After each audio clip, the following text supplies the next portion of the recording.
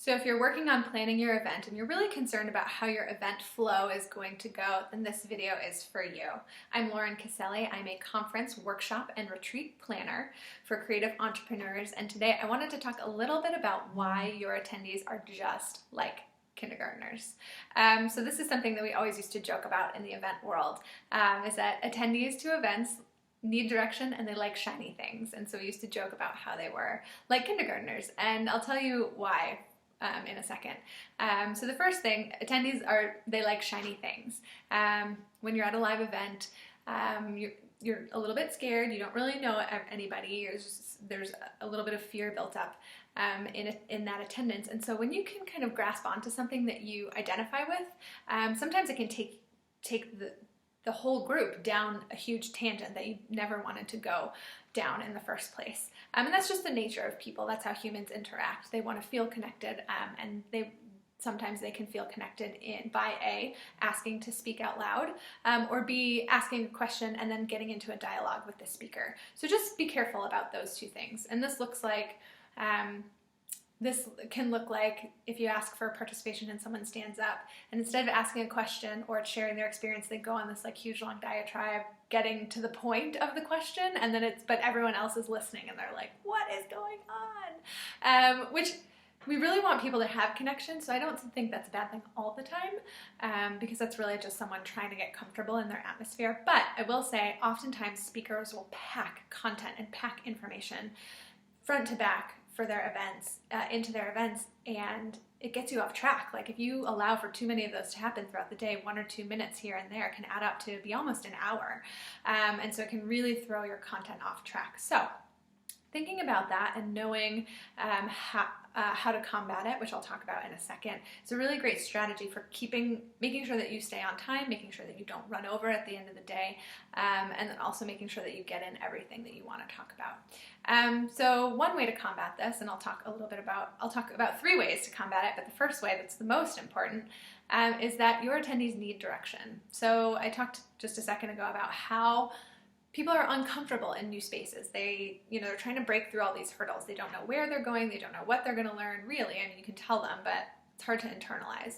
And they don't know what to expect. It's brand new to them, and they're feeling all these feelings of fear and the unknown. And so one of the best things you can do is give them as much direction the minute they walk in to the minute they leave, so that they feel a little bit more comfortable. I talked about this a little bit on the Friday's post, which I'll link to at the bottom of this post. But one thing that's really awesome to do when your attendees walk through the door is to have someone, I always prefer it to be you, the host, so that they kind of know, can greet you and meet you and kind of move through the space with a little more confidence because they know who's going to be speaking to them. But is that you maybe stand by the door, stand by the registration table, and just give them a little rundown of the next 10 minutes of their life.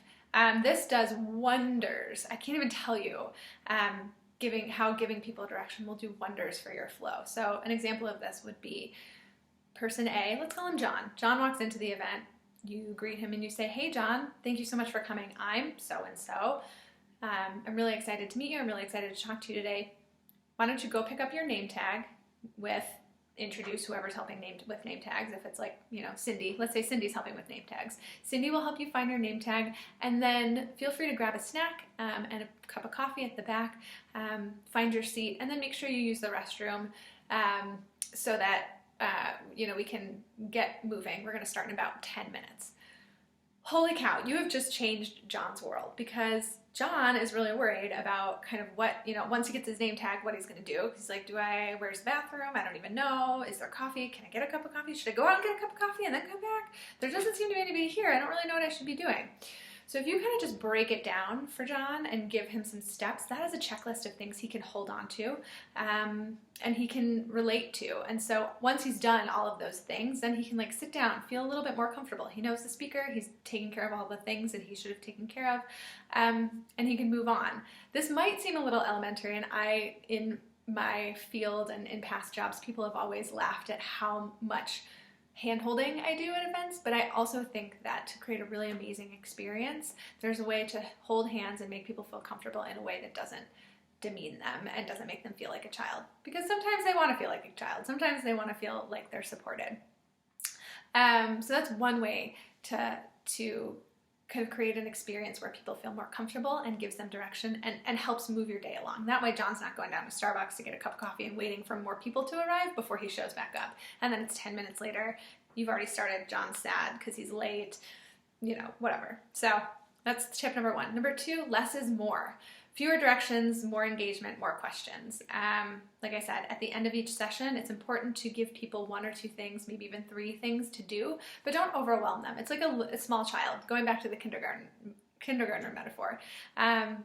You tell a small child 3 things that they need to do, and it takes them 20 minutes to do the first thing because they're so confused about the other 2 things you told them to do. And then have you ever talked to a small child where you're like, hey, go put on your socks?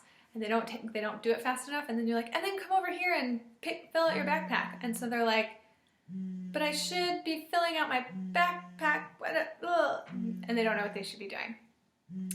So that's step number 2. And step number 3, at the end of the event, give them 1 thing to do at the end, and don't complicate it. And that can be anything from maybe it's fill out a survey, maybe it's go tell your friends about this event, maybe it's leave a review on Yelp, maybe it's send me an email about your thoughts about this event. Just give them 1 thing, because if you've conditioned them up to this point to follow directions and led them through this process of your event, they will understand that they're supposed to kind of wrap it up with this other final thing that they should be doing. So give them 1 thing to do at the end of your event.